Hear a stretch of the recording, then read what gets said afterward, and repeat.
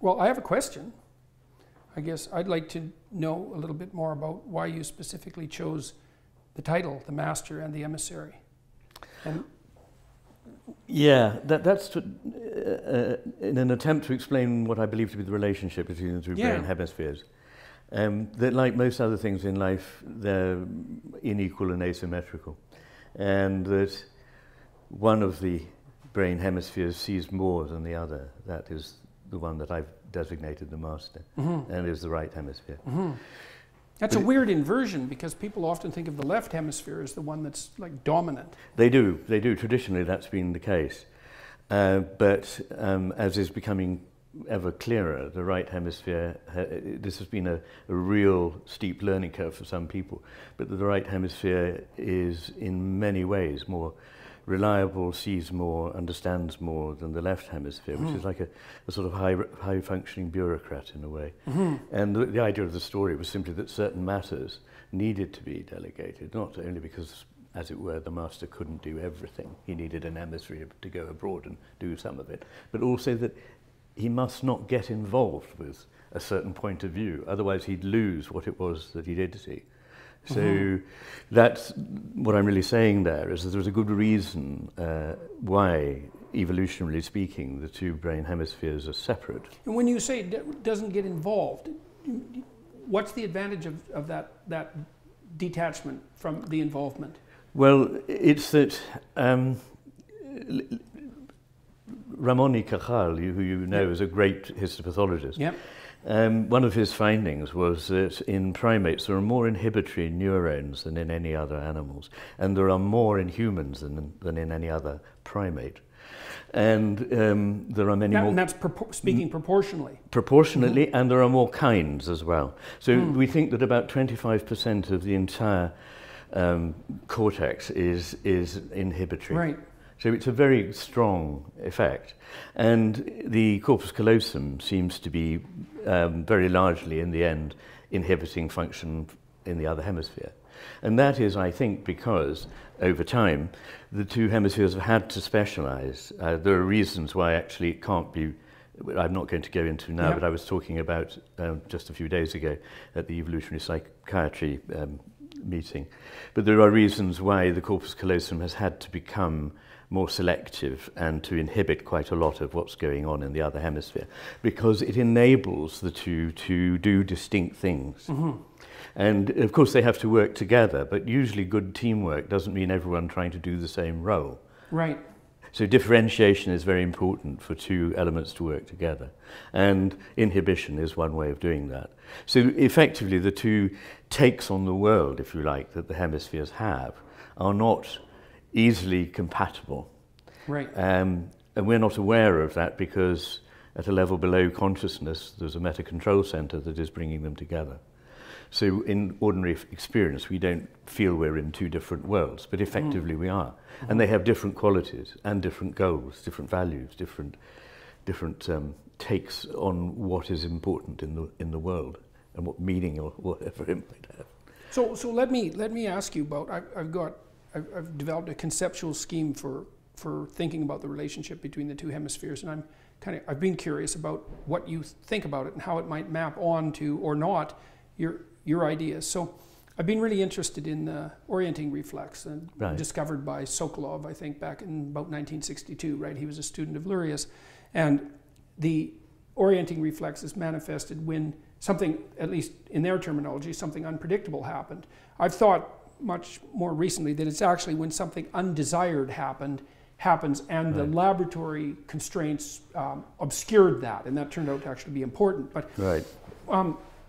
so, and I kind of put together the ideas of the orienting reflex with some of the things I learned from Jung's observations on the function of art and dreams. Right. So imagine that you have a conceptual scheme laid out, and we could say that it's linguistically mediated, it's enforced on the world, and then there are exceptions to that conceptual scheme, and those are anomalies. Those are the things that are unexpected, and the orienting reflex orients you towards those. Yes. And so those are things that aren't fitting properly in your conceptual scheme that you have to figure out. Yes. So the first thing you do is react defensively, essentially, Yes, because yes. it might be dangerous. Yes. And then your exploratory systems are activated. Yes. So, and the exploratory systems, first of all, are enhanced attention, just Yes, from an intentional yes. perspective.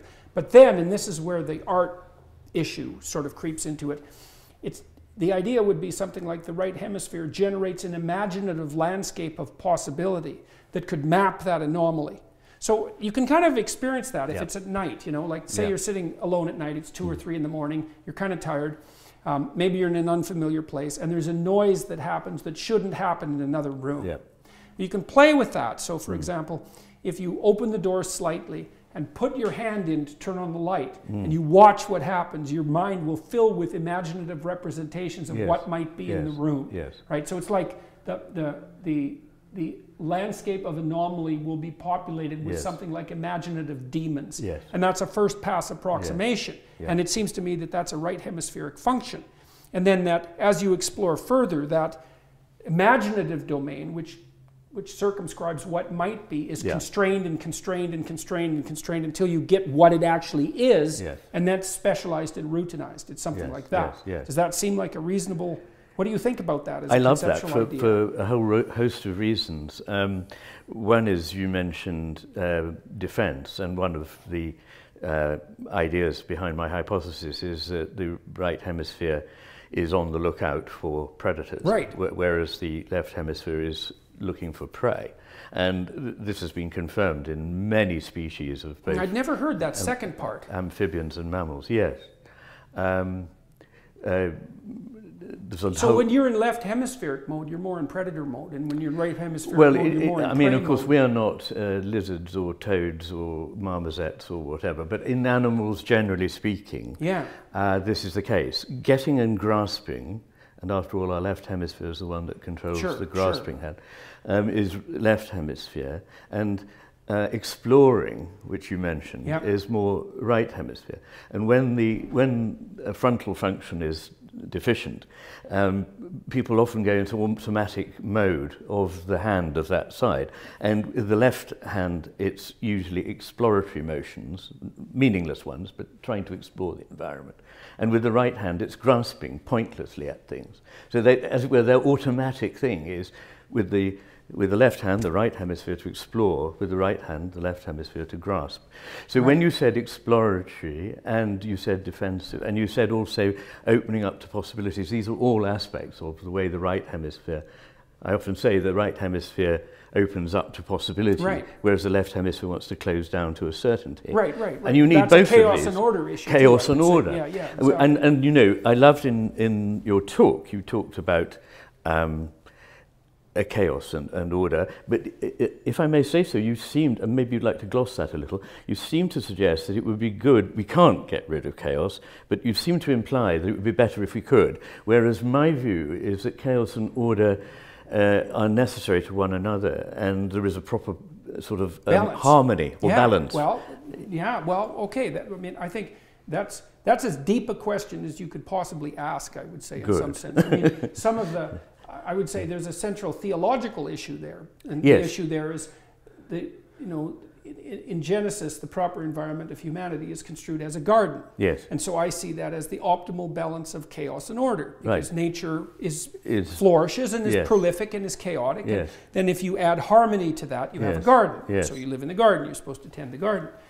Okay, so now the garden is created, it's a walled space, because Yes. Eden is a walled space. It's Yes. paradisa, it's a walled garden. That's it. Now the thing is, as soon as you make a wall, you try to keep what's outside out, but you can't, because the boundaries between things are permeable. So if you're going to have reality and you're going to have a bounded space, you're going to have a snake in the garden. Yes.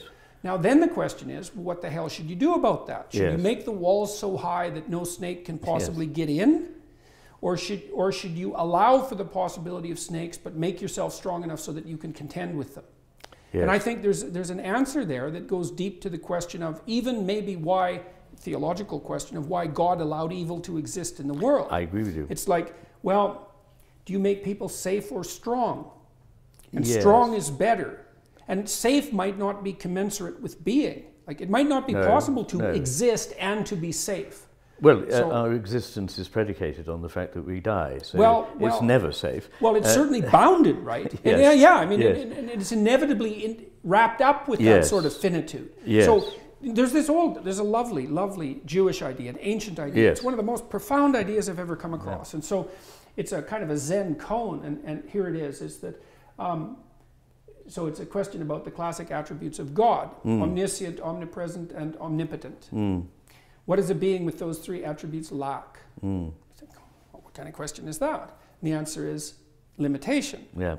And the second answer is that's the justification for being, Yeah. is that the unlimited lacks the limited. Exactly. And so Exactly. the limited is us. For anything to come into existence, there needs to be an element of resistance. And so things are never predicated on one pole of what is always a dipole. Right. Everything has that dipole. Yeah, it's like a structure. prerequisite for being. It is, and it's imaged in the yin-yang idea. But it seems to me very important, because in our culture we often seem to suppose that certain things are just good and other things are just bad. And it would be good if we could get rid of the bad ones. But actually, by pursuing certain good things that are good within measure too far, they become bad, and so forth. Right. But let's go back to your anomaly thing, because Ramachandran calls the right hemisphere the anomaly detector. Yes. And so I think that that's a very important point, because there are two ways you can react to an anomaly. One is to, and both have to be explored. One is to try and prove that it's not really an anomaly, and therefore you can carry on with things as normal. Yes. And the other is that's the hopeful. That's what you hope will happen. That's the typical left hemisphere approach. It doesn't want anything to have to shift. Yeah. And quite reasonably, you don't want to be chaotically shifting if you're onto a good thing. Yeah, it's too stressful. Exactly. It takes too much work. And you might actually be mistaken. In a way, it's perfectly correct to be wary, but it's not correct to be so wary that you blot out anomalies. And there's a lot of evidence, as I'm sure you know, that the left hemisphere simply blots out everything that doesn't fit with its tape.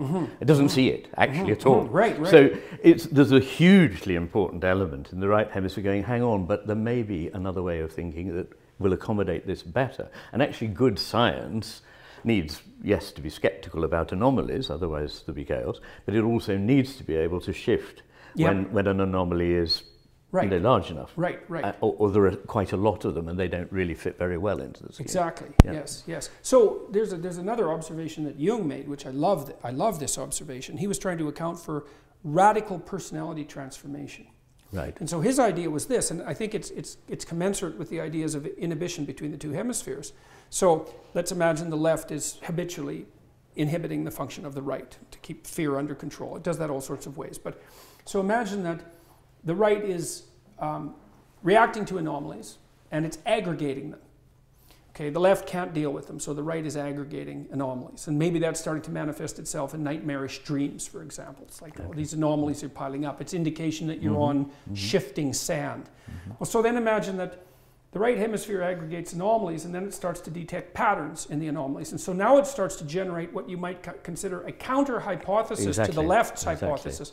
If that counter-hypothesis gets to the point where the total sum, in some sense, of the anomalies plus the already mapped territory can be mapped by that new pattern, then at some point it will shift, and the person will kick into a new personality configuration. It's like a Piagetian stage transition, except more dramatic. It is, and what a Piagetian stage transition is also like, and subsumes both, is Hegelian Aufhebung, the idea that a thing is opposed by something else, but when there is a synthesis, it's not that one of them is annihilated. Right. They're both transformed and taken up into the new whole, which embraces what before looked like an opposition. Right. Yes. Okay, so here's a question for you. You know, when I read Thomas Kuhn, I was reading Piaget at the same time, and I knew that Piaget was aware of Kuhn's work, by the way. And the problem I had with Kuhn and the interpreters of Kuhn is they don't seem to get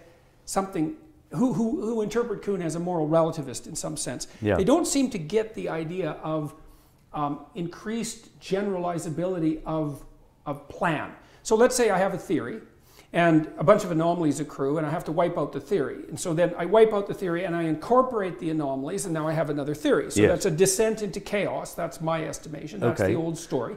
So the anomaly, Yes. disruption, is the mythical descent into chaos. Yes. And then you reconfigure the Yes. theory with the chaos and you come up with a better theory. Yes. Okay, the The question sort of is, resurrection. why is it better?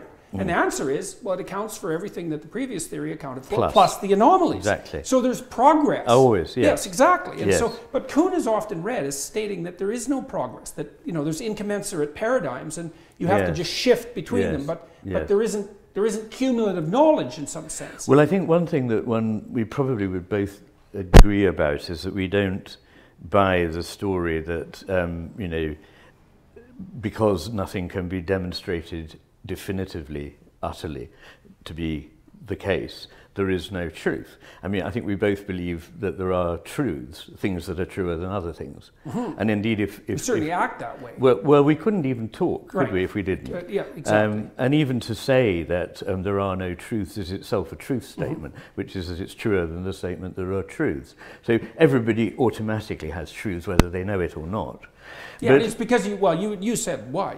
I Yeah. don't think it's not only that you can't talk, you can't even see. No. Because you don't know how to point You your wouldn't know eyes. how to discriminate what's coming into your brain at all. Right. So it's inevitable. I think we would agree about that. But I think that there may be a slight point of difference between us in that I'm very willing to embrace the idea of uncertainty. And I may be wrong, perhaps you could expand on that, but sometimes you come across as a man who has certainties that... Well, it's a peculiar kind of certainty. I'm certain that standing on the border between order and chaos is a good idea. Good. And that's a weird Exactly. certainty, eh? Because, Exactly. Yeah. That's You need to be in the sort of slightly unstable position. Yeah. Yes. You have to be, what would you say? Encountering as much uncertainty as you can voluntarily tolerate. Yes. And I think that's equivalent to Vygotsky's zone of proximal development. I'm and sure I that's also, right. so when we talked a little bit earlier about the idea of an instinct for meaning. Yes. So I think what meaning is, it's the elaborated form of the orienting reflex, but what meaning does, its function, its biological function, which I think is more real in some sense than any other biological function, is to tell you when you're in the place where you've balanced the stability, let's say, of your left hemisphere systems with the exploratory capacity of your right, so that not only are you master of your domain, but you're expanding that domain simultaneously. Yes. And I think that when you're there, Yes. and it's a kind of a metaphysical place in some Yes. sense, that you're imbued with a sense of meaning and purpose, and that's Yes. an indication that you've Yes. actually optimized your neurological function. Yes, and perhaps we could gloss the idea of purpose, because I think there's a difference between...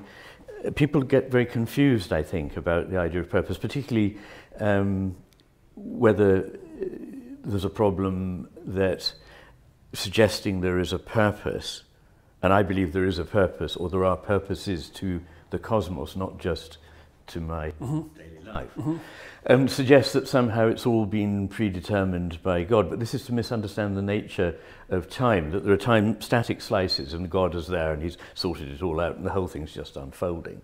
As Bergson says, like a lady's fan being unfurled. It's extremely boring and an entirely static and non-creative universe.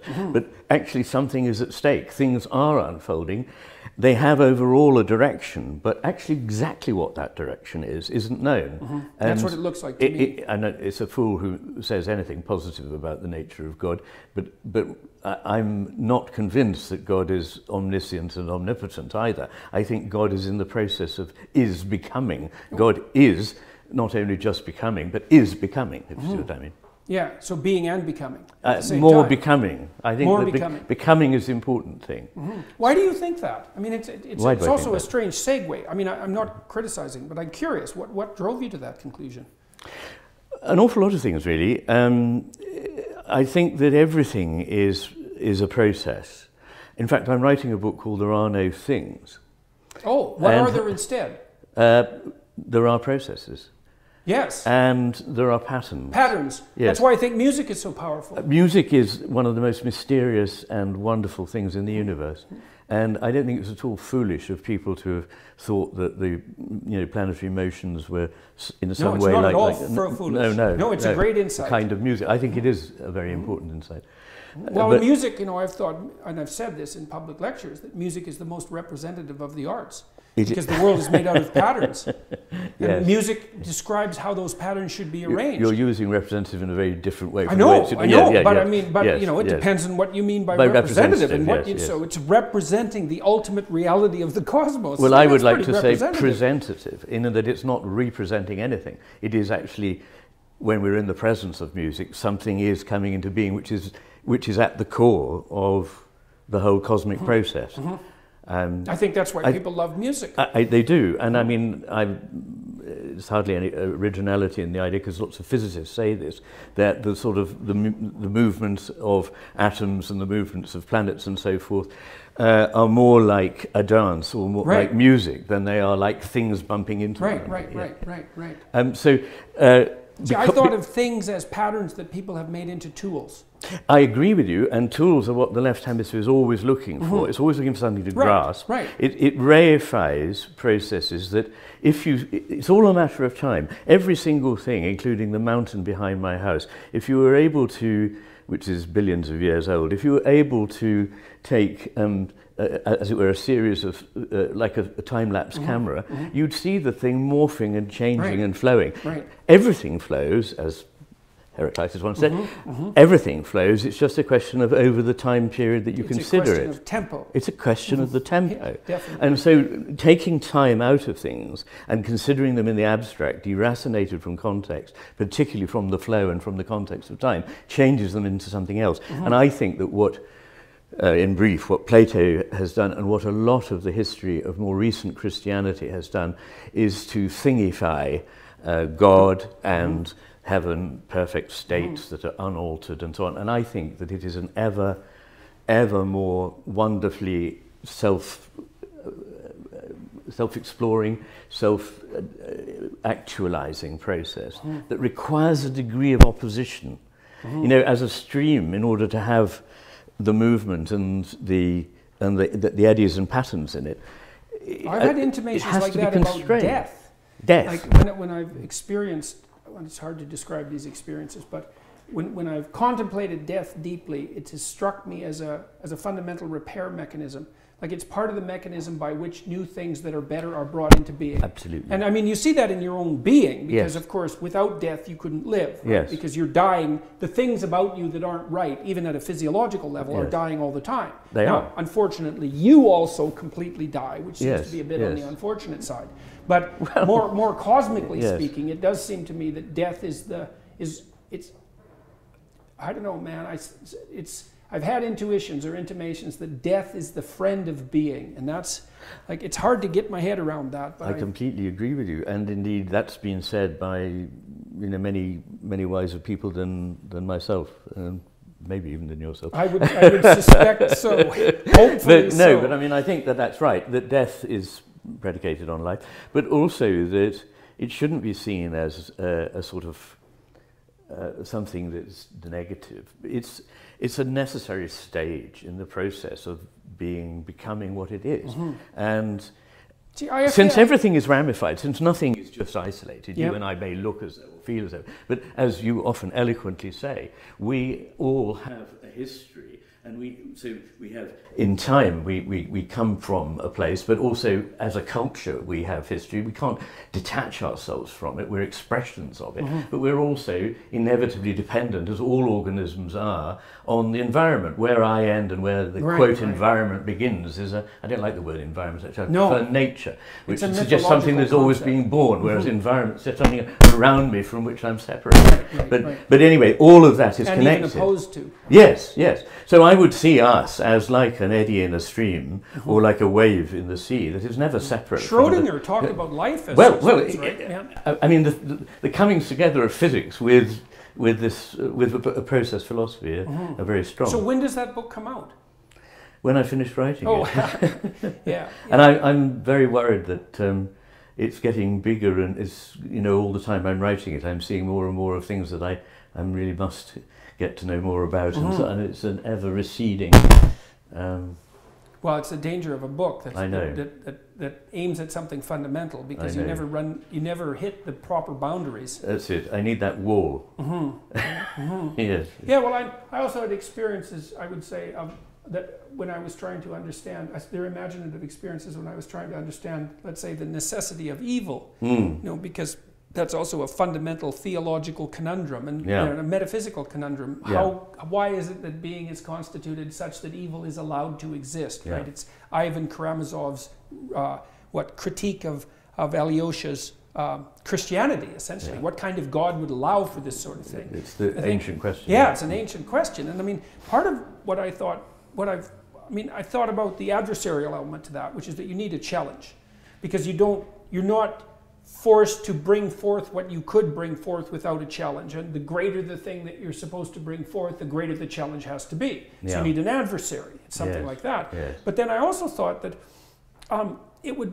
it's possible that being requires limitation. You might say optimal being requires free choice. I know I'm going through a lot of things quickly. Free choice requires the real distinction between good and evil. Because without that, you don't have choice.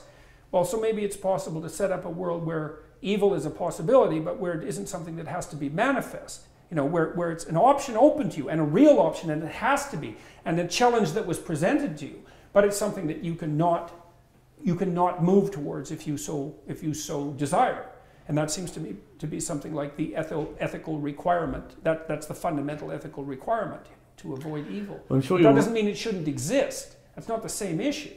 No, it isn't. It isn't. And I wonder, one could recast it as the need for otherness. God needs something other. And that other, if it's not going to be just part of God, has got to be free. Otherwise there will be no creation. I mean, the nature that there is something other than God, it may in the end come from and come back to that God. Or that divine essence, or that whatever. But there's a wonderful... Yeah, something I can't figure out either. Like in the Christian idea, there's the end of time where the evil is separated from God forever. Yes. And I think about that as a metaphysical... Well, you might think, if it's a form of... Like, imagine it's a form of perfection, a form of striving for perfection. You fragment yourself, you challenge yourself, you throw what's not worthy into the fire, everlasting, something like that. And so what you end up with retained is much better than what you started with through the trials, something like that. Well, that sounds a bit like the dialectical process that we were talking about. Right. And you have alluded to a couple of very good Jewish myths. And there's one in the Lurian Kabbalah about the creation, which I don't know if you know it, but it's absolutely riveting to me. The idea is that the primary being, Ein Sof, the ground of all being, needs something other to come into being, the creation. And that creation, what does that Ein Sof do? What is his first act? Is it to stretch out a hand and make something? Not a bit. The first act is to withdraw, to create a place in which there can be something other than Ein Sof.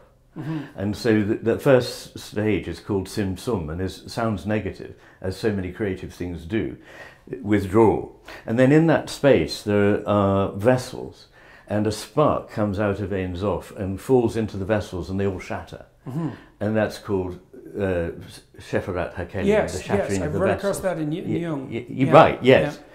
And then there is the third stage, repair, in which what has just been fragmented is restored into something greater. And so this process carries on. And it's, in my terms, very like what happens with the hemispheres. The right hemisphere is the one that is first accepting. It is sort of actively receptive, if you can put it that way, to whatever is new. You were talking about Elkin and Goldberg and so on. And then whatever that is then sort of processed by the left hemisphere at the next stage into categories. So it's a bit of that, and try to understand it. But of course, whatever it is much bigger than any of the categories. So they all break down, and it gets restored in the right hemisphere into a new whole.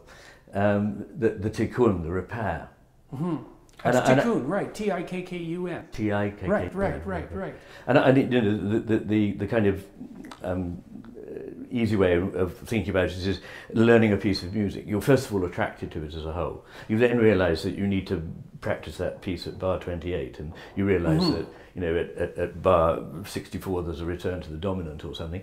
And then, actually, when you go on stage, you've got to just forget all about that. But it's not that that work was lost, it's just that it's no longer present. Right, right.